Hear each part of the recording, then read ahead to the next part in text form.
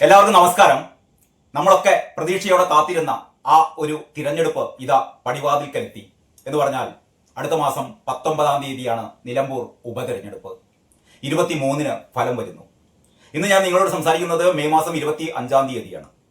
ഇനി 29 ദിവസം 29 ദിവസം കാത്തിരുന്നാൽ നിങ്ങൾക്കറിയാം പിണറായി സർക്കാർ 3-ാം തവണയും കേരളം ഭരിക്കുമോ. അതിന്റെ ഉത്തരത്തിന് വേണ്ടിയിട്ട് നിങ്ങൾ അടുത്ത തദ്ദേശ തിരഞ്ഞെടുപ്പ് വരെയോ അല്ലെങ്കിൽ നിയമസഭ ഇനി വരാനിരിക്കുന്ന എന്ന് പറഞ്ഞാൽ 2026 നടക്കാനിരിക്കുന്ന നിയമസഭ തിരഞ്ഞെടുപ്പ് വരെയോ ഒന്നും കാത്തിരിക്കേണ്ട കാര്യമില്ല. വെറും 28 ദിവസം കഴിഞ്ഞാൽ അല്ലെങ്കിൽ 29 ദിവസം കഴിഞ്ഞാൽ നിങ്ങൾക്ക് മനസ്സിലാകും, അല്ലെങ്കിൽ നിങ്ങൾക്ക് അറിയാൻ കഴിയും പിണറായി 3-ാം തവണയും ഭരിക്കുമോ എന്ന്. സത്യം പറഞ്ഞാലേ ഇങ്ങനെ കാത്തിരിക്കേണ്ട കാര്യമൊന്നുമില്ല. കേരള രാഷ്ട്രീയത്തിന്റെ ബാലപാഠം അറിയുന്ന ഏത് കുട്ടിക്കും അറിയാം, കോൺഗ്രസ് ഇനി തമ്മിൽ തല്ലിയാലും, അങ്ങനെയാണോ പറയാ, കോൺഗ്രസ് ഇപ്പൊ സുധാകരേട്ടൻ മാറി പകരം സണ്ണി വക്കീൽ വന്നു കഴിഞ്ഞോട് കൂടിയിട്ട് കോൺഗ്രസിൽ അടി തുടങ്ങി. ഇനിയിപ്പോ സ്ഥാനാർത്ഥി നിർണയം നാളെ സതീശൻ പറഞ്ഞത് എന്താന്ന് വെച്ചാൽ 24 മണിക്കൂറിനകം സ്ഥാനാർത്ഥിയാകുമെന്നാണ് പറയുന്നത്. കഴിഞ്ഞ ഉപതെരഞ്ഞെടുപ്പുകളിലൊക്കെ നമ്മൾ കണ്ടതാണ്. കോൺഗ്രസിന്റെ സ്ഥാനാർത്ഥി നിർണയവുമായി ബന്ധപ്പെട്ട് വലിയ അടിയൊന്നും കോൺഗ്രസിൽ ഉണ്ടാവാറില്ല. വളരെ പെട്ടെന്ന് തന്നെ സ്ഥാനാർത്ഥിയാവാറുണ്ട്. ഇതും 24 മണിക്കൂറിനുള്ളിൽ സ്ഥാനാർത്ഥിയാവുമെന്നാണ് സതീശൻ പറയുന്നത്. ശരിയായിരിക്കാം. പക്ഷേ അപ്പുറത്തെ ക്യാമ്പ് പറയുന്നത് എന്താന്ന് വെച്ചാൽ VS ജോയി ആയിരിക്കോ, അതായത് DCC പ്രസിഡന്റ് VS ജോയി ആയിരിക്കോ. VS ജോയി ആയിരുന്നല്ലോ നേരത്തെ PV അൻവറിന്റെ നോമിനി എന്ന് പറയുന്നത്. അതല്ല നമ്മുടെ KPCC ജനറൽ സെക്രട്ടറി ആയ ആര്യാടൻ ഷൗക്കത്ത് ആയിരിക്കുമോ, അല്ലെങ്കിൽ ആര്യാടൻ ഷൗക്കത്തിന് തന്നെ മത്സരിക്കണം ആഗ്രഹമുണ്ട്, VS ജോയി മത്സരിക്കണം എന്ന് PV അൻവറിന് ആഗ്രഹമുണ്ട്. പക്ഷെ PV അൻവർ ഇന്ന് പറഞ്ഞു എനിക്ക് യാതൊരു നിർബന്ധമില്ല, ആര് സ്ഥാനാർത്ഥി ആവണം എന്നൊക്കെ തീരുമാനിക്കേണ്ടത് അത് UDF ആണ്. UDF തീരുമാനിക്കും ആരാണ് സ്ഥാനാർത്ഥി, എനിക്ക് അതിൽ ഒരു പങ്കുമില്ല എന്ന്, അല്ലെങ്കിൽ എനിക്കൊരു പിടിവാശിയുമില്ല എന്ന് അൻവർ പറഞ്ഞു. പക്ഷെ അൻവർ ആദ്യം VS ജോയിയെ സ്ഥാനാർത്ഥിയാക്കണം എന്നൊക്കെ പറഞ്ഞിരുന്നു. അത് അവിടെ നിൽക്കട്ടെ, ഞാൻ അതല്ല പറയുന്നത്. ഇപ്പം ഇങ്ങനെ ഒരു അടി ഉണ്ടായി എന്ന് വിചാരിച്ചോ, അതായത് VS ജോയി വേണോ അല്ലെങ്കിൽ ആര്യാടൻ ഷൗക്കത്ത് വേണോ എന്നതിനെ സംബന്ധിച്ച് കോൺഗ്രസിൽ മുട്ടൻ അടി നടക്കുന്നു എന്ന് നിങ്ങൾ വിചാരിച്ചോ? എന്ന് പറഞ്ഞാൽ ഇലക്ഷന്റെ ഒരാഴ്ച മുമ്പ് വരെ അടി നടക്കുന്നു എന്ന് വിചാരിച്ചോ, അല്ലെങ്കിൽ ഇലക്ഷൻ ദിവസം വരെ അടി നടക്കുന്നു എന്ന് വിചാരിച്ചോ? കോൺഗ്രസിൽ മുഴുവൻ തമ്മിലടി. എന്നാലും നിലമ്പൂർ ഉപതെരഞ്ഞെടുപ്പിൽ ആരായിരിക്കും ജയിക്കുക? കോൺഗ്രസേ ജയിക്കുള്ളൂ, UDF ജയിക്കുള്ളൂ. ഇതിൽ ആർക്കെങ്കിലും സംശയമുണ്ടോ? ഗോവിന്ദ മാഷിക്ക് വരെ സംശയമില്ല. ഗോവിന്ദ മാഷ് ആകെ പതറി കേട്ടോ. ഇന്ന് ഗോവിന്ദ മാഷിന്റെ ഒരു പ്രസ്താവന ഞാൻ അത് വായിക്കട്ടോ. ഗോവിന്ദ മാഷിന്റെ ഒരു പ്രസ്താവന അടുത്ത കാലത്തൊന്നും ഗോവിന്ദ മാഷ് ഇത്രയും ബേജാറായിട്ട് കണ്ടില്ല കേട്ടോ. ഗോവിന്ദ മാഷ് പറയുന്നത് PV അൻവർ യുദാസ്, അതായത് നിലമ്പൂർ ഉപതെരഞ്ഞെടുപ്പ് തീയതി പ്രഖ്യാപിച്ചു, ജൂൺ മാസം 19-നാണ് എന്നും 23-ന് ഫലം പ്രഖ്യാപിക്കുമെന്നുള്ള അറിയിപ്പ് വന്നപ്പോൾ നമ്മൾ ഗോവിന്ദ മാഷ് പറയാണ് PV അൻവർ യുദാസ്. എന്താണ് അതിന്റെ അർത്ഥം? PV Anwar യുദാസ്, ഒറ്റുകാരൻ, നെറികെട്ട പ്രവർത്തനമെന്നും MV Govindan. അതായത് 23-ാം തീയതി റിസൾട്ട് വരുമ്പോൾ CPM തോറ്റമ്പുമ്പോൾ എന്ന് തന്നെ പറയട്ടെ, എന്ന് പറഞ്ഞാൽ CPM-ന് ഒരു ഗതിയും പരഗതിയും ഇല്ലാതെ ഏറ്റവും നാണം കെട്ട തോൽവി നിലമ്പൂരിൽ CPM ഏറ്റുവാങ്ങുമ്പോൾ അന്ന് ഗോവിന്ദൻ പറയേണ്ട മറുപടിയാണ് ഗോവിന്ദൻ ഇന്ന് തന്നെ പറഞ്ഞത്. ഒന്ന് നോക്കണം നിങ്ങൾ. ഇപ്പം തന്നെ CPM ഇപ്പോൾ തന്നെ തോൽവി സമ്മതിച്ചു. എന്റെ അന്തം കമ്പികളെ, ഇങ്ങനെയൊരു പാർട്ടി ഒന്ന് ആലോചിച്ച് നോക്കിയാട്ടെ. PV അൻവറിന് എന്തൊക്കെ പറഞ്ഞു. PV അൻവർ പോയി കഴിഞ്ഞു. PV അൻവർ ഞങ്ങൾക്ക് ഒരു ചുക്കുമില്ല, ഒരു ചുണ്ണാമ്പില്ല എന്നൊക്കെ പറഞ്ഞ ടീം ഇപ്പം പറയാണ്, എന്താ പറയുന്നത്? PV അൻവർ യുദാസ്. ഇതൊക്കെ പറയേണ്ട കാര്യം എന്താ? നിങ്ങൾക്ക് അത്ര ആത്മവിശ്വാസം ഉണ്ടെങ്കിൽ ഞങ്ങൾ ജയിക്കുന്നു പറഞ്ഞിട്ടാണ് മത്സരിച്ചാൽ പോരെ. അതിൽ പറയാണ് PV അൻവർ യുദാസ്, ഒറ്റുകാരൻ. അതിന്റെ അർത്ഥം PV അൻവർ ഞങ്ങൾ ഒറ്റി യുദാസ് ആണ്, അതുകൊണ്ട് ഞങ്ങൾ തോറ്റു എന്ന് ഗോവിന്ദ മാഷ് ഇപ്പം തന്നെ പറയാണ്. എന്ന് പറഞ്ഞാൽ CPM ഇപ്പോൾ തന്നെ സമ്മതിച്ചിരിക്കുന്നു നിലമ്പൂർ ഉപതെരഞ്ഞെടുപ്പിൽ ഞങ്ങൾ തോറ്റു എന്ന് പറഞ്ഞാൽ അതിന്റെ അർത്ഥം വരാനിരിക്കുന്ന തദ്ദേശ തിരഞ്ഞെടുപ്പുകളിലും അതിനുശേഷം 2026-ൽ നടക്കാനിരിക്കുന്ന നിയമസഭാ തിരഞ്ഞെടുപ്പിലും CPM എന്ന് പറയുന്ന പാർട്ടി തോറ്റമ്പുകയാണ്. തോറ്റമ്പി എന്ന് ആര് തന്നെ സമ്മതിച്ചിരിക്കുന്നു? CPM-ന്റെ സംസ്ഥാന സെക്രട്ടറി ഗോവിന്ദ മാഷ് തന്നെ സമ്മതിച്ചിരിക്കുകയാണ്. തീർന്നു, കേരളത്തിൽ ഇനിയില്ല. അപ്പോഴാണ് ഞാൻ ഇതാരും തന്നെ ഗോവിന്ദ മാഷ് പറഞ്ഞ അതിന്റെ ഒരു വാർത്ത ഇങ്ങനെയാണ്.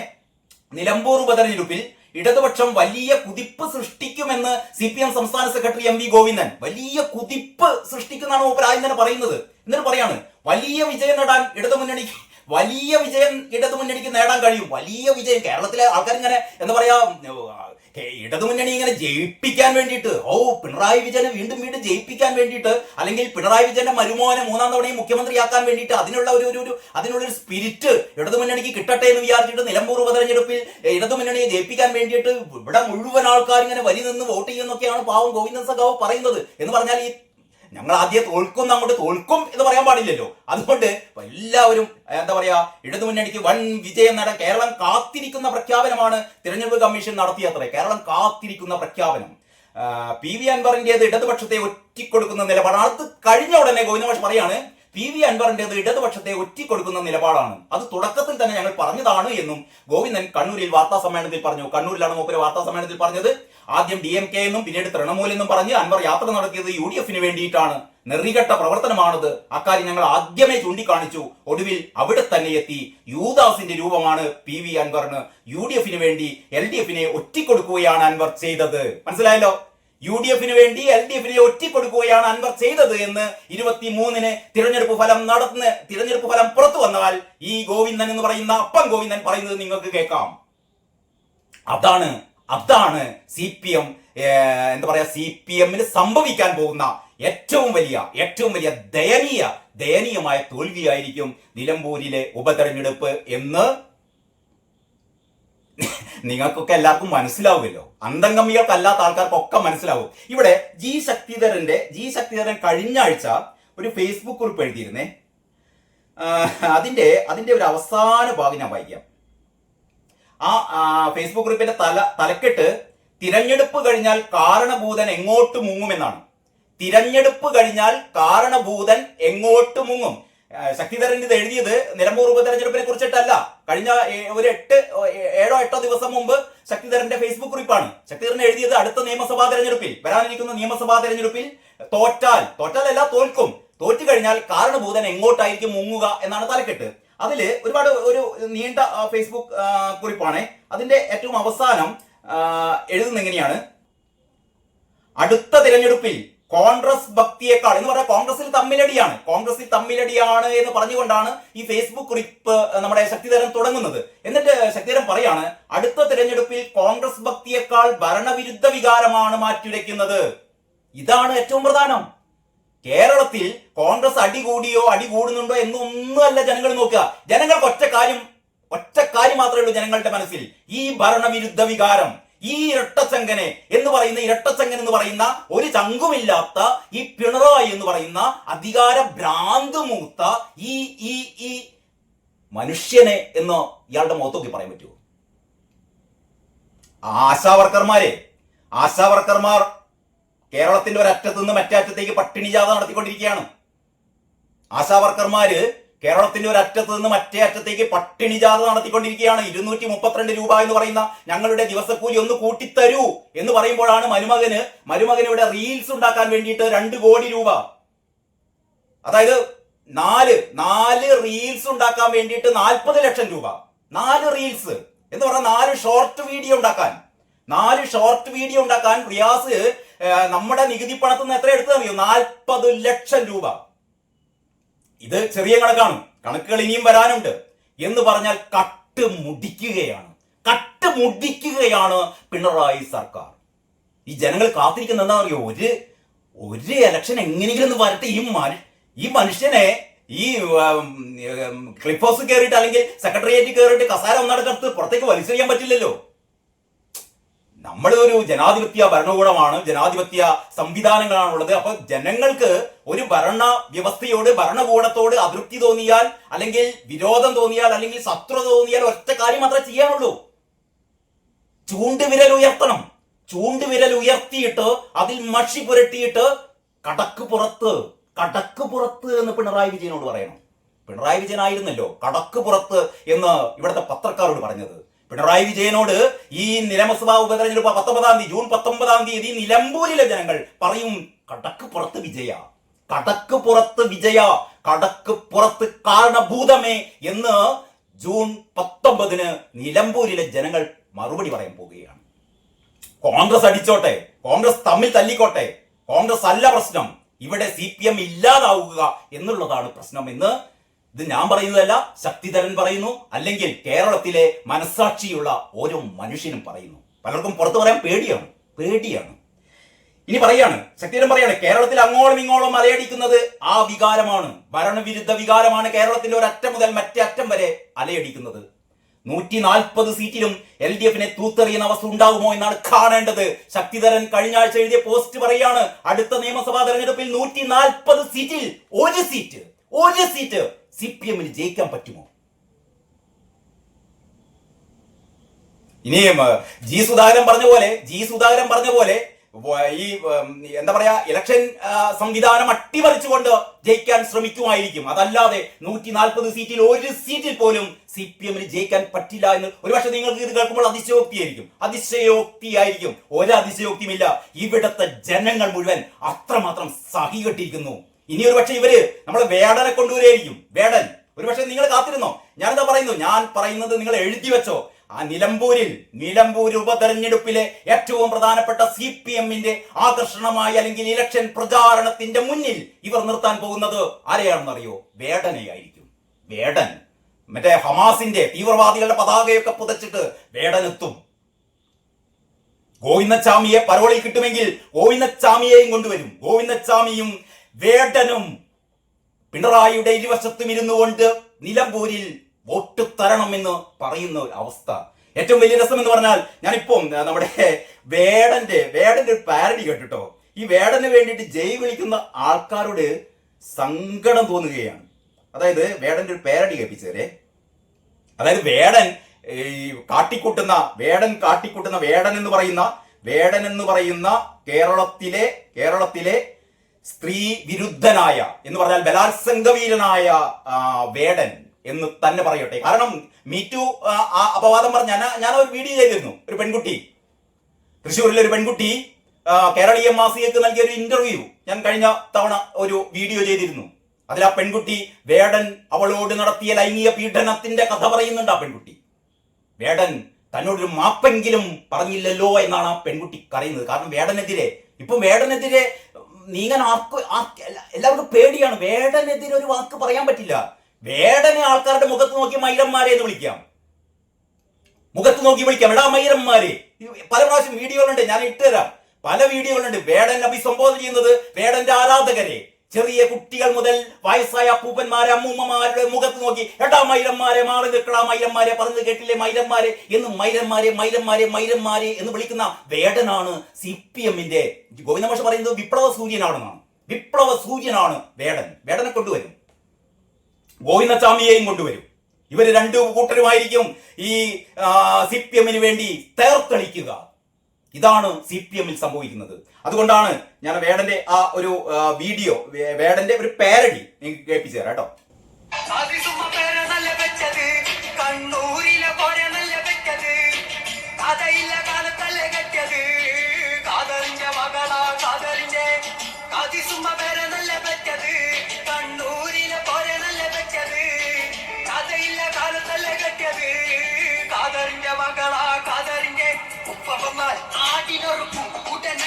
കണ്ടോ ഉള്ളി കൊച്ചു ചോറ് മണക്കും ലേഖം വരകിടുമോ തേങ്ങ ചിരകിടുമോ കണ്ട് വെള്ളത്തിൽ കുളിച്ചിട്ട് കൊറയാകുമോ അതിസുമ്മ പേരെ നല്ല വെച്ചത് കണ്ണൂരിനെ പോലെ നല്ല വെച്ചത് കഥയില്ല കാലത്തല്ല കെട്ടിയത് കാതറിന്റെ മകളാ കാതറിന്റെ.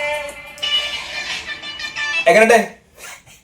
കടലമ്മ കരഞ്ഞല്ല പെറ്റത് എന്നൊക്കെ പാടിയ വേടന്റെ പെർഫോമൻസിനെക്കാട്ടും മികച്ച പെർഫോമൻസ് ആണ് ഇത്. കേരളത്തിലെ ഏത് കൊച്ചുകുട്ടിക്കും വേടനേക്കാൾ നന്നായി റാപ്പ് ചെയ്യാൻ പറ്റും. വേടനേക്കാൾ നന്നായി റാപ്പ് പാടാൻ കേരളത്തിലെ ഏത് കൊച്ചുകുട്ടിക്കും പറ്റും. ഏത് കള്ള് ഷാപ്പിന്റെ മുന്നിൽ കുടിച്ച് എഴയുന്ന പാമ്പ് പോലെ എഴയുന്നവരും വേടന്റേതുപോലെ പാടും. അതാണ് വേടന്റെ മഹാത്മ്യം എന്നാണ് ഗോവിന്ദമാഷ് പറയുന്നത്. ഗോവിന്ദമാഷ് മാത്രമല്ല, അന്തംഗമ്മികളും സുഡാപ്പികളും പറഞ്ഞുകൊണ്ടിരിക്കുന്നത് വേടന്റെ പാട്ടിനെ കുറിച്ചാണ്. വേടന്റെ ഗാനമേള കേൾക്കാൻ അല്ലെങ്കിൽ ഈ പറയുന്ന റാപ്പ് കേൾക്കാൻ പോകാത്തവർക്ക് ഈ റാക്ക് ഷാപ്പിന്റെ മുന്നിലും പട്ട ഷാപ്പിന്റെ മുന്നിലും വിദേശ മദ്യ ഷാപ്പിന്റെ മുന്നിലും ബിവറേജസിന് മുന്നിലൊക്കെ പോയി നിന്നാൽ മതി. അവിടെ നാലുകാലിൽ എഴഞ്ഞു നടക്കുന്ന ഈ മദ്യപാനികൾ പാടുന്ന പാട്ട് എന്ന് പറഞ്ഞാൽ വേടന്റെ പാട്ടിനേക്കാൾ മഹത്തായ പാട്ടാണ്. ഇതാ പറയുന്നത്, കടലമ്മ കറഞ്ഞല്ല പെറ്റത്, ഇയാളുടെ ഏറ്റവും ഭയങ്കര ജനപ്രീതി നേടിയ പാട്ടാണത്രേ. അതിനേക്കാൾ മനോഹരമാണ് ഇതാ ഇപ്പൊ ഞാൻ നിങ്ങൾക്ക് കേൾപ്പിച്ച ഈ പാരഡി പാട്ട് എന്ന് പറഞ്ഞാൽ ഈ റിയൽ പാട്ടിനേക്കാൾ മനോഹരമായ പാരഡി പാട്ടുകൾ വരുമ്പോൾ ആ റിയൽ പാട്ടുകാരുടെ അവസ്ഥ ഒന്ന് ആലോചിച്ച് നോക്കണം നിങ്ങൾ. അങ്ങനെ പാട്ട് പാടുന്ന വേടനെയും കൊണ്ടുവരും എന്നാണ് ഞാൻ പറഞ്ഞത്. അപ്പോൾ പറഞ്ഞു വരുന്നത്, ഈ 29 ദിവസം കഴിഞ്ഞ് റിസൾട്ട് വരുമ്പോൾ പിണറായി എങ്ങോട്ട് മുങ്ങും? പിണറായി ഈ ശക്തിധരൻ ചോദിച്ചത് നിയമസഭാ തെരഞ്ഞെടുപ്പ് കഴിഞ്ഞ് വരുമ്പോൾ അടുത്ത നിയമസഭാ തെരഞ്ഞെടുപ്പിന് ശേഷം എങ്ങോട്ടാണ് പിണറായി മുങ്ങുക എന്നുള്ളതാണ്. അതിന് പകരം ഞാനിതാ ചോദിക്കുന്നു, ഈ ജൂൺ മാസം 23-ാം തീയതി നിലമ്പൂരിൽ ഉപതെരഞ്ഞെടുപ്പിന്റെ റിസൾട്ട് വരുമ്പോൾ പിണറായി വിജയൻ എങ്ങോട്ടേക്ക് മുങ്ങും? റിയാസ് എങ്ങോട്ടേക്ക് മുങ്ങും? MP ഗോവിന്ദൻ എന്ന് പറയുന്ന അപ്പം ഗോവിന്ദൻ എങ്ങോട്ടേക്ക് മുങ്ങും? പറയണം, അന്തം തമ്മികൾ പറയണം. ആ പാട്ടൊന്നുകൂടി കേൾക്കല്ലേ.